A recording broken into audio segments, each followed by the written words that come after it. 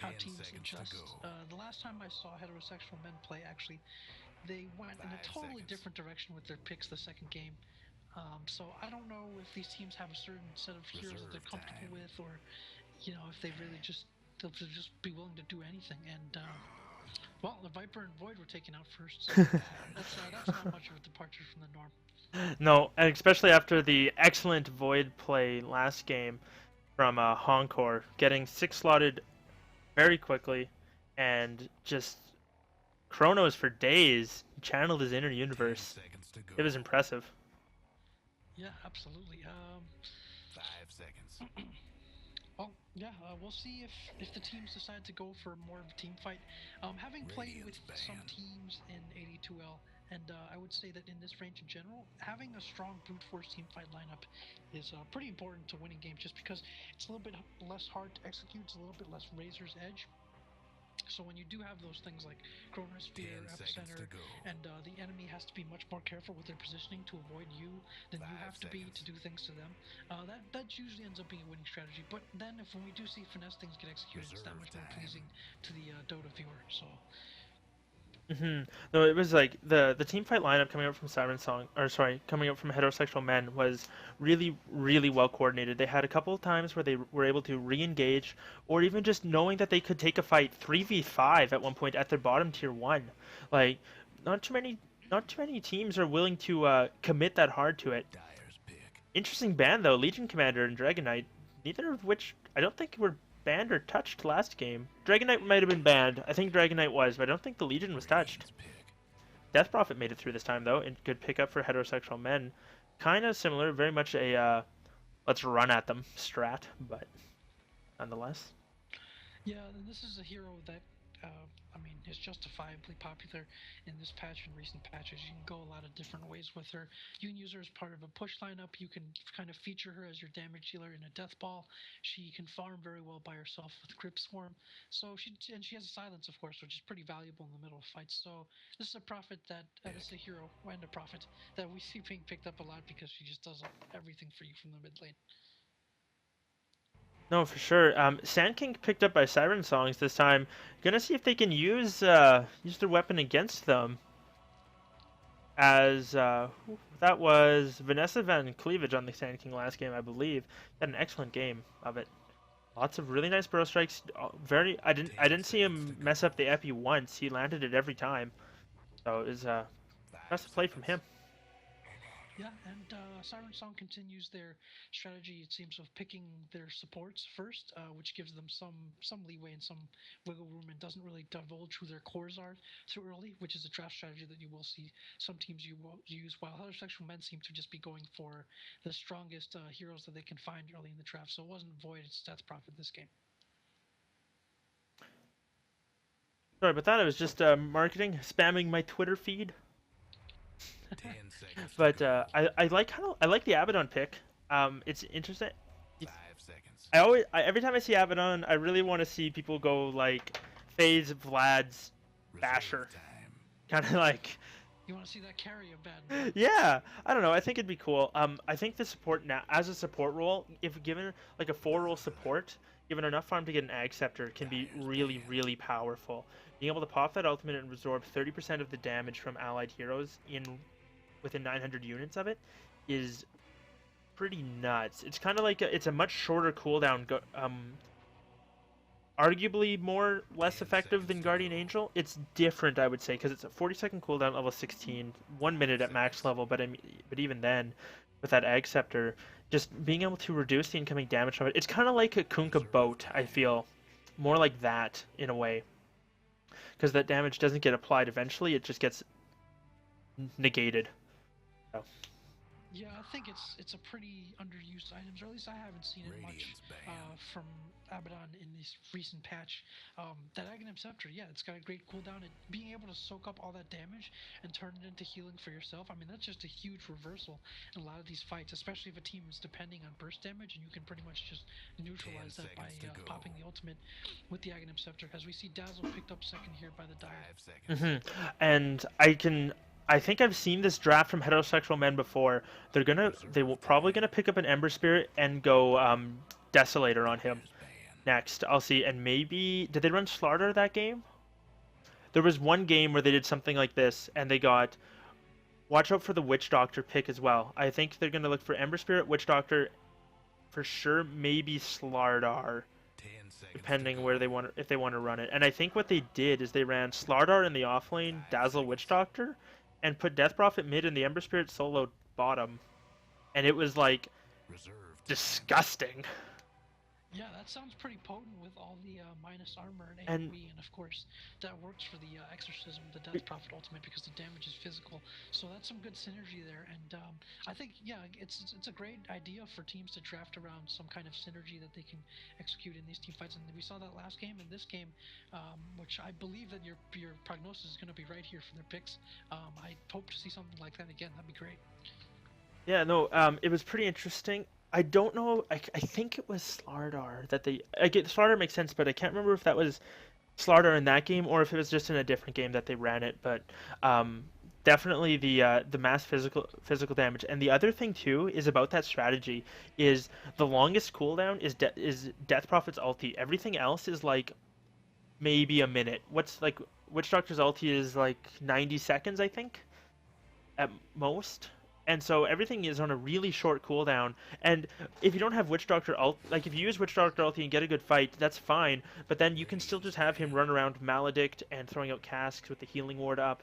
Like none of these heroes have to back ever because due to cooldowns, especially the Ember Spirit and the Slardar. Like everything they have is just spam, spam, spam. So it's very nice to see. Plus they have a 10 ridiculous amount of seconds to sustain go. in the Shadow Weave and the healing as well. So 5 seconds. good stuff from Yeah, them. Dazzle's one of those heroes that I really like because he's got kind of Reserve what I like to time. call intangibles. He just got a great way of keeping people around in fights or punishing you with turnaround. Let's say with in big team fights or in lanes with his Shadow Wave. The poison is pretty good. It's been nerfed, but it's still an underrated and strong skill. And of course, the Grave just manages to deflect maybe a whole chain, or Radiant's kill pick. attempt or damage. So he's great. He's really annoying and good at turning things around. And depending on the Radiant picks, if they don't have somebody who can get to the back line and dispose of the Dazzle or maybe shut him down or keep him out of the fight, they could really have trouble dealing with him with these sources of sustained damage, as you mentioned, or spam that we might see coming out from Hmm. heterosexual men. And if you look at Hetero's bans, they know what they don't want to deal with. Big team fight ultis, like or positioning Dire's and pick. control coming up from Centaur and Tidehunter. They ban out some really solid off lanes. Siren Songs they get rid of a silencer. Okay, they go with a Wraith King, so Radiant's support pick. Wraith King would work. I would actually like that. Support Wraith King in the Dazzle, get the poison touch slow and the damage going on there. Could also be a core, would be fine. But the silencer banned out in the Chaos Knights as well, so probably some interesting bands from Siren Songs and heterosexual. They haven't gone for the Ember Spirit yet, but that might be a last pick. And it could have also been a different team, but it was a strat I saw before, and it was 10 seconds to go. pretty nuts to watch. Yeah, and Wraith 5 King and seconds. Dazzle give you also pretty good potential to go around and Dire's pick. roam and just mess things up and kill people, so that's good. And also, of course, the Wraith King is going to be good in longer fights when you do get that Dazzle ultimate off the Hmm. weave, because he has a second life, obviously, in most of the big fights, so he's going to come back and come back just in time to benefit from that weave and start dishing out some damage. The pick we didn't talk about or haven't talked about yet is the Shadow Shaman for Siren Songs. So this is 10 Abaddon or Shadow seconds to Shaman. One of them go. is going to be a core, and it's either going to be probably like a 5 seconds. safe lane Abaddon or a mid Shadow Shaman. I would imagine. Slark Radiant's picked banned. up. That'll probably be their one position. I think I've seen Cactus run Slark once or twice. He's pretty solid on it. I think it was Cactus. Can't remember. I got so many different teams 10 seconds to and go. have a hard time remembering which people played which heroes in which 5 games seconds. because just stuff. Undying Yeah, picked up as well for heterosexual men. What do you think of that? Reserve time. I think the Undying is a pretty good pickup for multiple reasons. First of all, I just like the hero. He's really good against these like slower, more ground-bound heroes like Shadow Shaman and stuff in team fights, because you put down that tombstone and suddenly things are turned around. Like everyone's just slowed. Their burst isn't as useful. They can't really kill the Undying if you look at their lineup. Like there is some burst coming out from the Sand King, but the Abaddon and Shadow Shaman, Dire's they're banned. more I don't think they really have the ability to just bring him down very quickly without getting killed themselves or getting their strength stolen. So it makes team fights a hard proposition for the Siren Song to take. So I like the Undying in general. He's another one Ten of those seconds to turnaround go. heroes, kind of with the dazzle, where you think you have him or you think you've got the fight won, and all of a sudden a 5 couple seconds. decays or a tombstone, and you're just it's one of those things where the realization that you're in trouble comes a bit too Reserve late often. time. Yeah, it's the same effect with a Venomancer. You're like, okay, I'm at full health. 3 seconds pass, and you're like, holy fuck, I'm almost dead. And you didn't get hit by any one thing. You just suddenly just melted. Or with the Undying, it's more along the lines of you're like, okay, we can get this guy. Okay, we just got to get one more. Okay, we just need one more right click, and then suddenly you've dove into a tier two, and there's rotations galore coming in, and you're like, well, shit. Like Yep. he's one of those heroes. Terrorblade picked up Siren Song's gonna go for the big hard carry here. So Yeah, I will no idea point how out they're that gonna lane that.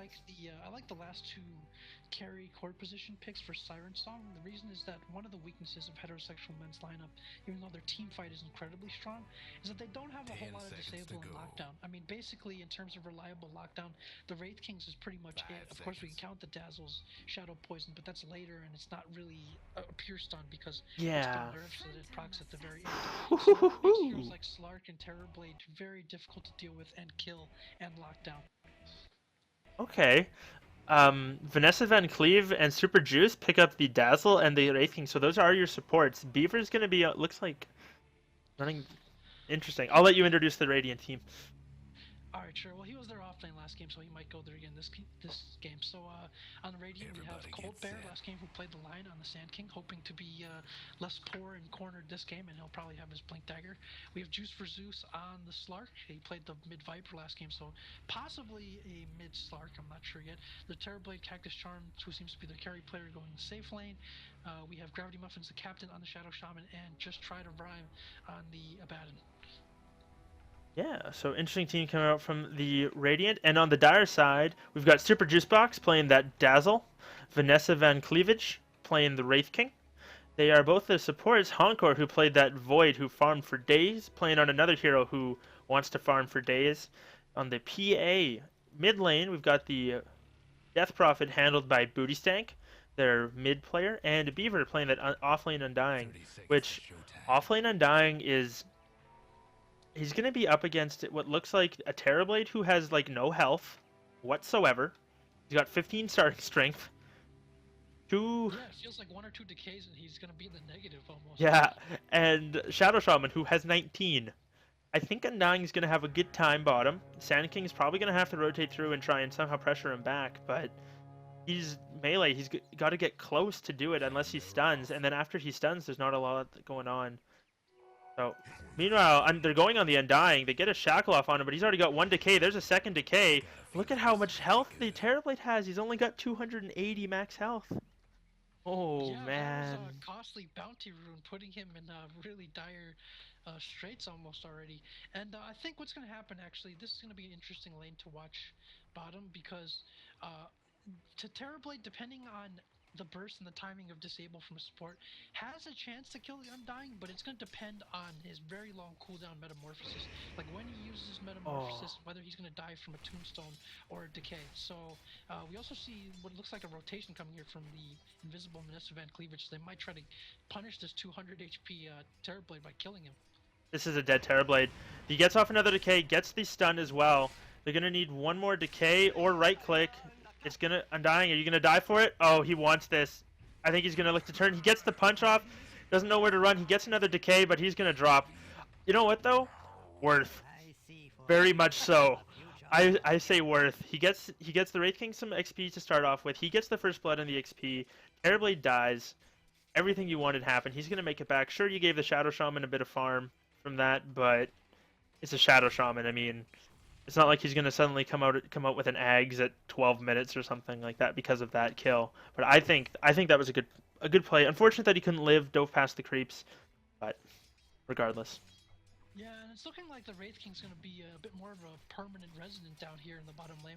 And I think that's an okay decision for them because top you have two melee heroes. For the Radiant, you have Sand King and Abaddon. So they're not going to do a great job of really harassing the PA. And the PA, of course, does have that Stifling Dagger that allows her to farm safely from a distance. And she has backup and some heal from the Dazzle. So they don't need three up there to protect her. So I think it's a pretty good idea for them to send two down here and just have a more in-your-face presence for these relatively squishy heroes early on in the Terrorblade and the Shadow Shaman. No, for sure. And look at where the lane is, and look at the poor Cactus Charm on this Terrorblade. He's just stuck sitting by his tower. Undying has got the creepy glim right where he wants it. Shadow Shaman is going for a pull. It's not stacked, but he will be able to get it. Can go for a pull through if he wants. He's got the tangos, but we'll have to see if he gets it off. But this Terrorblade, he's going to be struggling for farm. Not sure what item build he wants to go. Seen all sorts of builds on Terrorblade. The handful of times I play him, I usually go like treads drums and then Yasha Manta style. Just kind of tanky, trying to build some HP mostly. I don't know. What do you think is a good build on him? Radiance? You a fan? Well, I think the build that you mentioned is pretty reliable, and you're going to see that in more of these organized games because his weakness, of course, is early stats and survivability. And even though Radiance helps him farm, it's a bit of a greedy item early on, and like you might get punished for it, or you might get it too late. And also, it still doesn't really help him or his images survive. And if you have tanky survivable images with the build you mentioned, the Manta drums maybe into Sanjin Yasha occasionally, or more commonly something like Scotty, Hmm. it makes his images already be able to farm. I mean, they pass that minimum requirement for like farming the jungle, and of course it makes him tankier, and it makes it even hard to tell sometimes who the real Terrorblades are because of how tanky they are.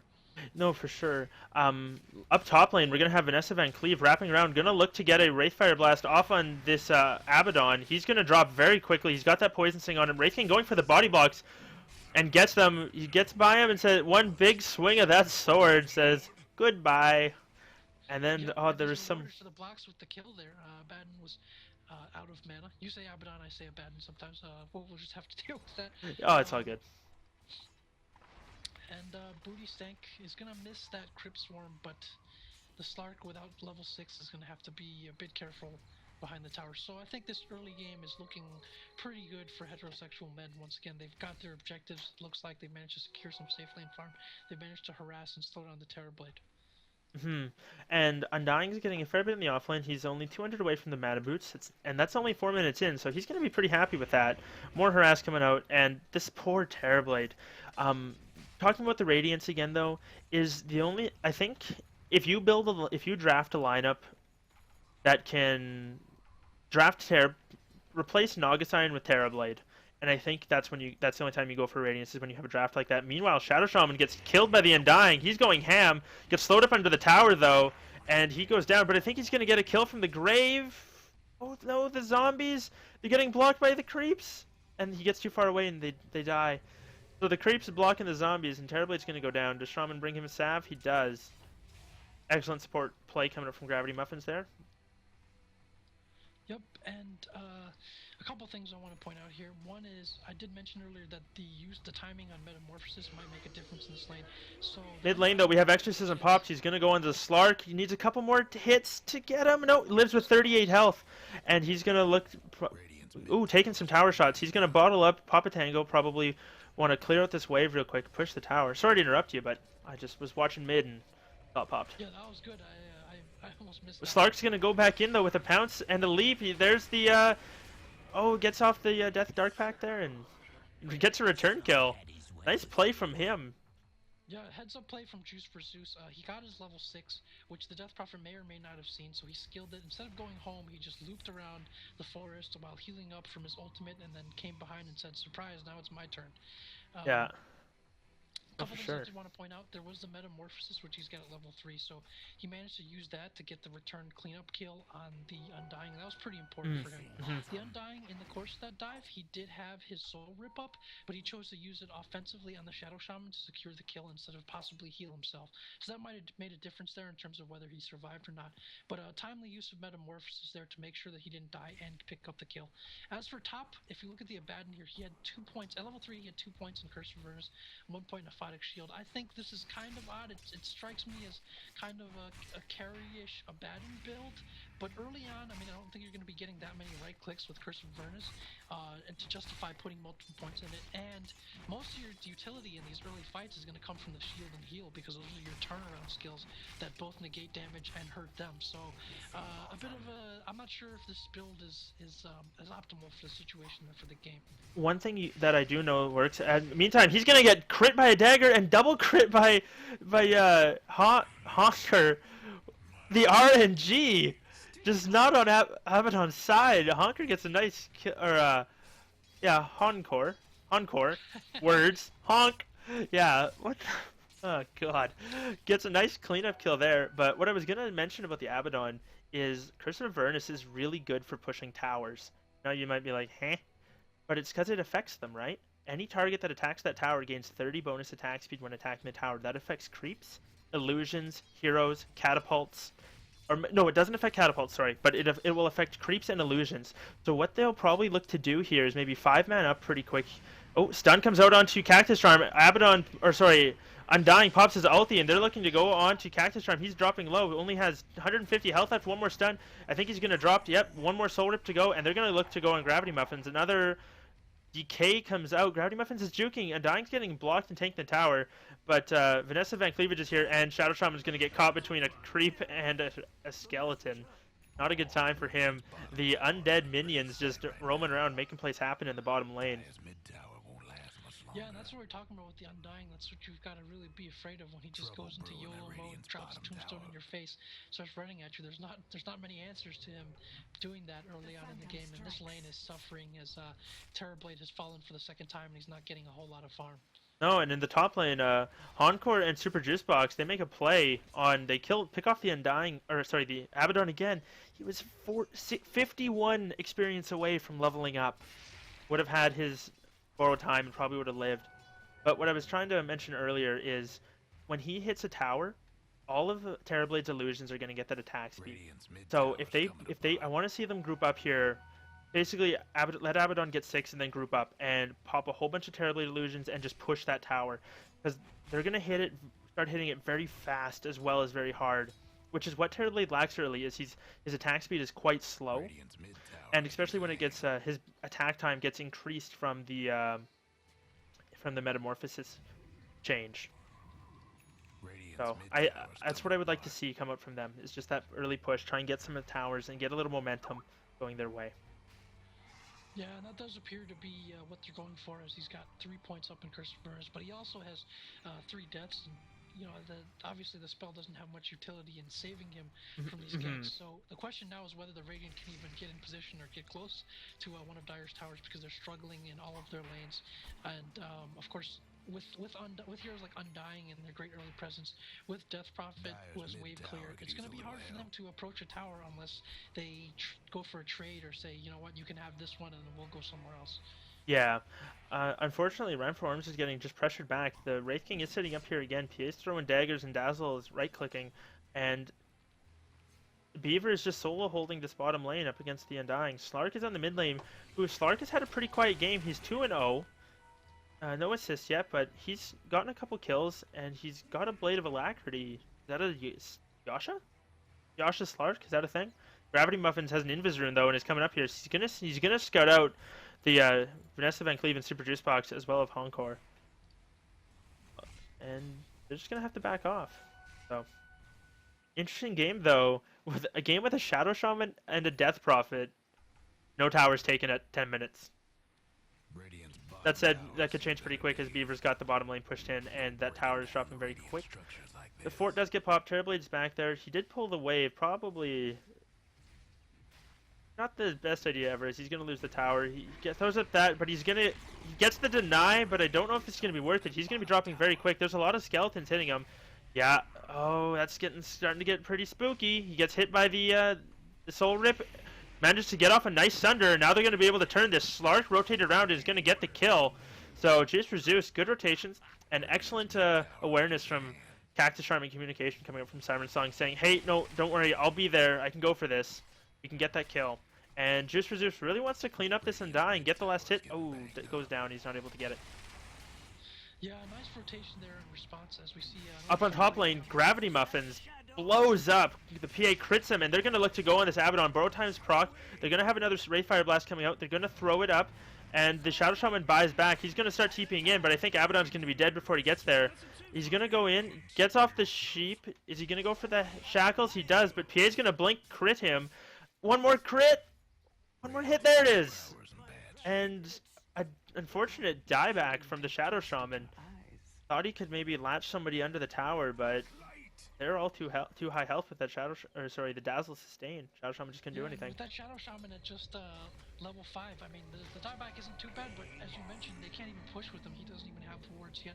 For bottom, one small thing I want to mention, there's a nice turnaround for the Radiant securing that return kill on the Undying, but the Undying actually, when he got the Terrorblade low, he could have just turned around and kept himself out of Sunder range, because the Terrorblade's certainly not going to turn and run through the slow from the zombies to Sunder him. So it was a bit, he kind of wanted to finish that kill there. There's a sense of urgency sometimes when people are fighting Terrorblade to say, oh man, we have to kill him down before he Sunders, but I think that chase there opened the door for that Sunder and opened the door for him to die, because he did have a Vanguard. He's a very tanky hero, and I'm not sure even if the other heroes showed up that they'd be able to kill him in that situation before he could TP away. Here, Wraith Fire Blast coming out onto Gravity Muffins. He gets hit by a Crypt Swarm. He's dropping very low, sitting at 12 health. One more big swing of that sword. Vanessa gets another kill. Coming out for the Wraith King there. He's 4-0-3. Quietly on this support Wraith King. I say support, but I think he's got the highest... Yeah, he's got the best KDA on the map. Jeez. Yeah, this support game has worked out really well for one team. Slark goes in with the DD rune, is looking to get some cleanup kills. Van Cleave is running away. He doesn't have mana for his ulti. If he gets hit, he's going to go down. Juice for Zeus pops. Still has Shadow Dance come in. Decent Epicenter comes through again, getting all the damage on Booty Stank. Booty Stank's going to drop to the Slark. Vanessa Van Cleave hanging on pretty low. Doesn't have mana for his ulti, and they get the deny on the tower. So 2 for nil and a deny going in the favor of Siren Songs. Yeah, and this Juice for Zeus seems to be their vehicle to get back into this game here. A really nice DD rune there, utilizing it to pick up a couple kills. And of course, the Death Prophet's got to be saying to his Dazzle, "Where's my shallow grave, man? You're standing right there." Yeah, that's unfortunate. Sometimes it just... Panic! TP to myself! There's only so much you can do. The PA does have her Battle Fury as well, so... That's really good time. Coming off the back of a couple tower kills going the way of her team and 3 kills for herself, as well as 92 CS. So 14 minutes, I'd say that's pretty solid. Yeah, that's looking at 30 CS every 5 minutes, and it hasn't even been 15 yet. So he's doing pretty good as far in that department as well, and has another 1,200 in the bank. What do you think of Slark's going for a Sang and Yasha? He's got the club and the spelt on his crow. I think it's a good choice. Again, it's another one of those situations where they don't have a whole lot of lockdown, but he wants to be able to survive the burst. And he's gonna just go man mode, blink straight into there, pops his ulti, and he's gonna get some return damage going the way, but they don't manage to get any kills. Abaddon pops his borrowed time. Undying's just gonna YOLO back in after him, and I think this Abaddon may have gone in a little too hard, and he's gonna go down. Slark in the meantime with that haste rune is able to just run away. They lose the tower, so not able to defend it there. I don't think the glyph was popped. They see the Sand King. He's got his Burrow Strike and a Sandstorm ready if he wants to try and go in on this, but unfortunately he's going to get hit by that. Shadow Shaman gets a Hex off on Beaver, then the Slark rotates back through at full health. Sand King's going to go down before he can do anything. And where's Slark? He managed to get himself out of there, probably with a pounce, turned around, ran away.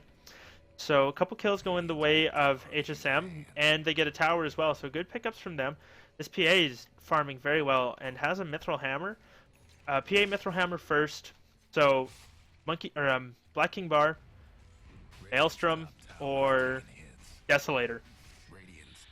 I think it might be a Maelstrom, although I would be a little surprised about that. I feel like if you're going to go Maelstrom as a farming creed item, you probably want to get that first. So we see another skirmish breaking out here. There's a Tombstone, and they're going to be looking to take this tier 2 tower. Yeah, but one thing too that you haven't mentioned is with PA doing so many Phantom Strikes, you can... Oh, nice Blink crit comes out, or sorry, not Blink, Pounce Dark Pack comes out for the Slark there. He gets a kill on the Wraith King, but that's only his Reincarnate. He comes back, the Borrow Time gets popped on the side of the Abaddon, and they're looking to chase. Slark re-engages onto Super Juice Box. He gets the Grave off on himself this time. He gets crit down by the PA. Jeez, that's a lot of damage coming out from him. Yeah, absolutely. That's a hard-hitting PA for this point in the game. The Maelstrom, as you mentioned, with the attack speed is really nice, and it's an item that gives you extra value this game if you're worried about Terrorblade images, because it just takes Mhm. those down so fast. But most of the time on this hero and other carries, you won't go directly for 2 damage items. You want to go for a damage item and something that gives you survival, or of course BKB. Yeah. But at this point, I mean, they're just steamrolling so hard. I'm not sure it's going to matter what your item pickup is. No, at this point, as long as you're spending the gold, you're still winning the game. And they got another kill up there. Oh, nice epicenter comes out from Colt Bear. He manages to pick off the Wraith King. He's got Sandstorm and Silence up. Juicebox was up there. He's got his wards now. He can run up and drop them if he wants, but I think they're going to drop a little too quick. Juice for Zeus is going to go, and wisely, HSM is going to back off, I think. Oh, it is a BKB. He just picked up the expensive item first in case he died because they were fighting. I think that's a pretty smart call. And Undying finishes off his Crimson Guard off of that push, which I played a game in which I had an Axe. I was Axe. We had an Undying and a Darkseer, a Zeus, and what was the last hero? I can't remember off the top of my head, but it was a Witch Doctor. That's what it was. And we were up against a lot of late game, and I said, Undying, go mech. I'm going Blink Crimson Guard, Darkseer, get a pipe. They all said okay. And then we just walked down the lanes and won. It was up against a team that had a lot more late game. The Zeus obviously did a lot of work, but just building up those tanky, like, team fight items is just so effective, especially on these tanky heroes. The Crimson Guard's really going to hurt them. Yeah, and it's great for reducing the damage from Terrorblade images too. It just makes him even more of a YOLO hero than he already is, and I think we're gonna see the news starting to tighten here as HSM are once again gathering to consolidate their advantage and take some more towers. Another thing too is Crimson Guard. I believe it should block the damage from the Serpent Wards. It will completely negate level 1 Serpent Wards as they each only hit for 45, and it will block 50 damage. I haven't tested it, so I don't know for sure, but if it does proc off the Serpent Ward damage, which I don't see why it wouldn't, it's going to completely ruin it. Vanessa Van Cleve with an Invis Rune goes on the Slark. Slark instantly pops his Shadow Dance and goes back, but the Crimson Guard comes out again, and they're not taking any damage. Look at the Serpent Wards aren't doing any damage to these heroes. They're all getting completely blocked up, and they get another kill on that Terrorblade. Took a 3,000. Oh, triple kill comes out. Who did they clean up? They got the Sand King there right at the base of his steps. That's Crimson Guard doing some money there. Blocked a lot of damage coming up from there, and that fight just went even easier. The Radiant were not ready for and were forced to take against their will, and the Shadow Shaman wards are now out here in the middle of nowhere where they can't even stall the push. Although they would most likely just be farmed up for gold anyway, but that's really bad now as the Tombstone's going on high ground. Heroes are just barely coming back to life for the Radiant, and they might be losing their first set of Raxes soon. Juice for Deuce.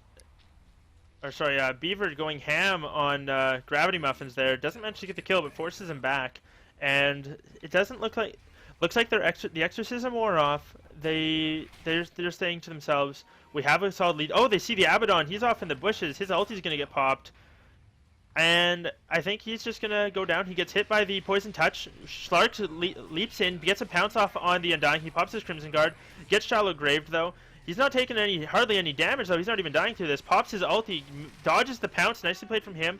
Schlark's going to need one more right click to finish him off. In the meantime, the Abaddon did go down, and PA's looking to crit down this Terrorblade. Does get the kill. Undying lives, and Schlark is going to have to run away, not able to finish off the kill. Another Blink Strike again, another crit, and PA's going ham. Ultra kill for the PA. Yeah, and they just don't have enough juice to finish these fights off. That Undying did his job perfectly in that fight. He just took a ton of damage and just ran around while his teammates killed everybody.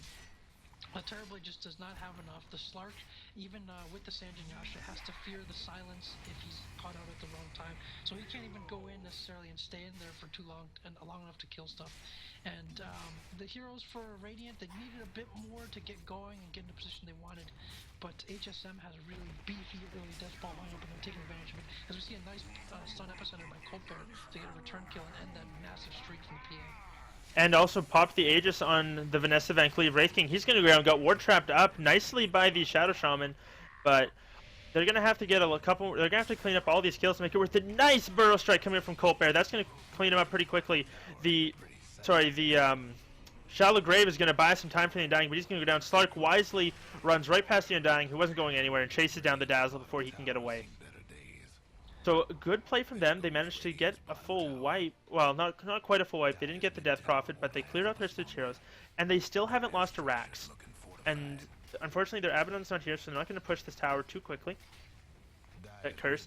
But that's what they need. If they can get some more of those fights, and they have to prolong this game. Terrorblade is going for that Manta style. Hopefully, someday.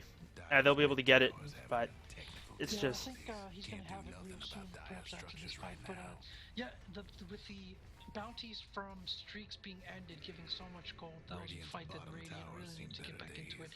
It's going to get some items up on the heroes. They ended a monster kill streak on the PA. So that was a pretty good defense. A bit of an overextension from the Dire, staying there without their spells up and letting the Radiant come into them. Pretty good execution there. And they're going to go for a Roshan now, it looks like, to maybe secure an Aegis on the PA or something, and probably just go down the middle and try again. Yeah, and I really like that play. With Death Prophet ulti being going to be up in 60 seconds, she actually has a Shiva's Guard, so nice choice there. And for some reason has one of Honkor's GG branches. That value GG branch, Honker probably put it on her just to screw with him. But not sure what's going on there. Try to claim an Aegis, she's got to give it right back right as Roche dies. Yeah. We'll have to see. But that's going to be no shenanigans in the Roche pit. They don't want to risk it. And that was a nice quick Roche. They didn't really use a whole lot for it. They just popped a smoke, ran in there really quick. So good call from them. And I like the play. Now they're probably going to look, maybe Death Prophet's going to go back, fill up her mana, TP out, and she's going to meet them for that push mid. She'll have her ulti by then as well.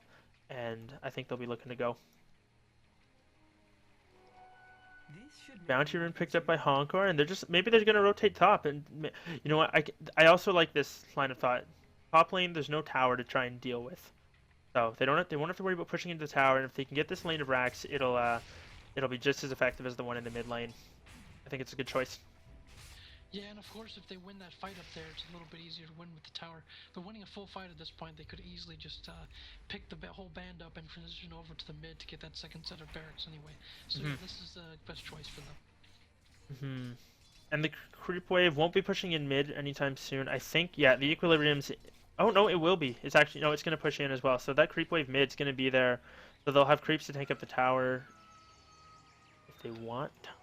But looks like they're not pushing it too hard. They're a little worried. Death Prophet's ulti is off cooldown now, so they're going to be ready to go.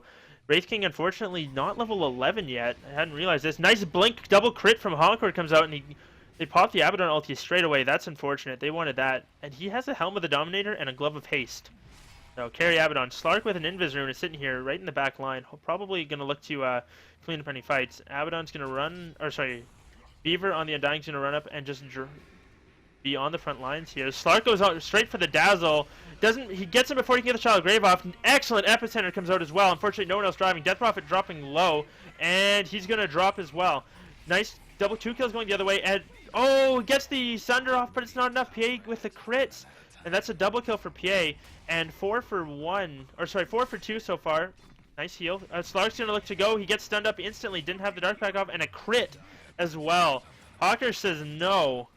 Quickly crits him down, and not even sure why he was worried. All that, he still has his Aegis. That's a 5 for 2 exchange at the top lane, and it just doesn't even matter at this point. Definitely hoping to get focused there. He's like, I've got the Aegis, I've got the Blur, just give me 50% dodge from your physical attacks, which is your main source of damage, since everyone else is dead. Please focus me. And he gets his wish, and it looks like HSM might be wrapping up this 2-game series here with the 2-0. That said, he's going to get his Aegis popped here pretty quick, I think. Yep, one more Mistcoil comes out from the Abaddon, and he's dropping down. Stun comes out onto the Wraith King. He's going to be stunned when he comes back. Hawker does not have his BKB to pop, but he goes in and crits the Shadow Shaman down. A quick 900 health blows him up. Abaddon's ulti gets triggered again. They're trying to figure out which one's the real Terrorblade. She goes onto the wrong one, gets a couple of cleaves off, looking for a crit, and drops the Abaddon again. Meanwhile, Vanessa Van Cleave goes down, but his ulti was already used. Honker is dropping very low. Beaver's low as well. Slark is not here. He's going to pop his ulti and look to chase. Trying to get in range for a pounce. He's got the move speed on him, and he's got to be a little worried. You're going to want to blink forward to your ally there. There we go. Dodges the pounce, but Juice for Zeus is still chasing. A dagger comes out. One more hit. PA not able to get the blink strike away, so decent cleanup kill, but I think it might just be a little bit too late. Yeah, another case of HSM kind of overstaying their welcome, but they did get the barracks, so I'm not sure that matters at this point. No ages this time, so maybe an encouraging sign that with one life, maybe they have a chance of taking the fight if the Sand King lands his spells and if they get everything going well for them. But their window is closing as they've already lost one set of Raxes. Yeah, and I mean, in the ultra late game, who do you think wins, Terrorblade or PA? Like talking 60 minutes here. I'm gonna have to go with Terrorblade. I mean, obviously, if he gets an MKB, then the PA's blur is going to be neutralized. PA is gonna need a whole blink strike basically to take down one illusion if the Terrorblade gets farmed enough, unless they're all clumped together. So I still like the Terrorblade's potential. He's also a great split pusher who's obviously capable of farming the jungle safely by himself or with illusions and multiple lanes. So I still like the Terrorblade's chances, but of course, situation matters, and this PA is huge. I imagine she's going to be getting an Abyssal Blade fairly soon, so if they do find the right Terrorblade, they'll just lock him down and kill him. And as I mentioned before the game, there isn't that much lockdown in HSM. They do have a Silence and a Stun, so that's threatening to the Slark, and are not as threatening to the Slark and Terrorblade, but in general, the Radiant team is so far behind that I'm not sure if that's going to be enough, as the Slark nears the MKB himself to deal with that PA's blur. Yeah, he's going for that. He's only about 500 away. Beaver, in the meantime, did pick up a pipe of insight, so he must have heard me talking. And he goes for a pipe, which we didn't see last game from SS, but HSM, they know that definitely an item you want going up against the Sand King, and it'll negate the Shadow Shaman Ether Shock and does a lot of damage there. Slark does pick up that MKB right now, so opts not to have buyback, and probably wouldn't have had it anyway. But at the same time, it's one of those things. I think that's a good call, buying out for it rather than saving for it, because you're just gonna die, buy back, and not be able to do anything anymore anyway. So trying to get some stuff done. Nice epicenter comes through. They don't have the pipe up yet. Soul Rip's keeping the Wraith King alive though. Death Prophet's gonna drop pretty quick here. No, she gets graved. Shadow Shaman goes down in the meantime. The Terrorblade gets focused, can't get off the Sunder. They're gonna look to go. They don't end up dropping the Death Prophet. Quick kill coming out on the side of the Abaddon. That was quite the play coming up from them. PA going to town. 15, 2, and 9 on this PA. And that's going to be GG, well played, coming up from the side of Siren Songs. Yep, so that'll conclude our two-game series here, and just a brief side, totally agree with what you said. I mean, even if Slark has the buyback there, how's he going to come in 1-on-4 and kill them himself? It's not going to happen, so again, a really nice executed lane phase and strategy from HSM. I think they did exactly what they wanted to do, which is have a good start in the Undying, get some farm on their PA, get behind that Undying, and then just start taking objectives with them. And they managed to execute that and close out this game in relatively convincing fashion. No, it was a good game to watch. Both teams, I think, played well. HSM, they drafted heroes they were good at playing, and played them very effectively. I think. Not to say that Siren Songs played badly or anything like that. It's just HSM. They were playing fantastically together. The coordination coming out from those guys was great. Yeah, absolutely, and I'm sure a lot of things to look back on and reflect on for both teams, and this is the beauty of the AD2L or any other league playing together with a team. That's a skill that you can't just hone by yourself in pubs, so hope these teams will come back better and stronger next week as the season wears on. I'd like to thank you, Wolf, for joining me today. You're great at bringing the enthusiasm and excitement to the cast, so it's been a pleasure to have you on, and hope we work together again soon. Oh no, for sure, it's been fantastic. Your knowledge of the game is great to hear. Some of the reasons why and different item choices and different things like that, and a bit more of a technical breakdown than I can offer by myself. For anyone watching, if you want to catch the VODs of the first game or the second game, if you want to watch them again or send them to somebody, I will have them up on my YouTube channel in a couple hours here. It's at WolfDota on YouTube, and you can follow there, subscribe, whatever you want. That's my little shameless plug for the cast. Follow me everywhere! But thanks for having me on the stream. All right, thanks. And that's it for now. I will be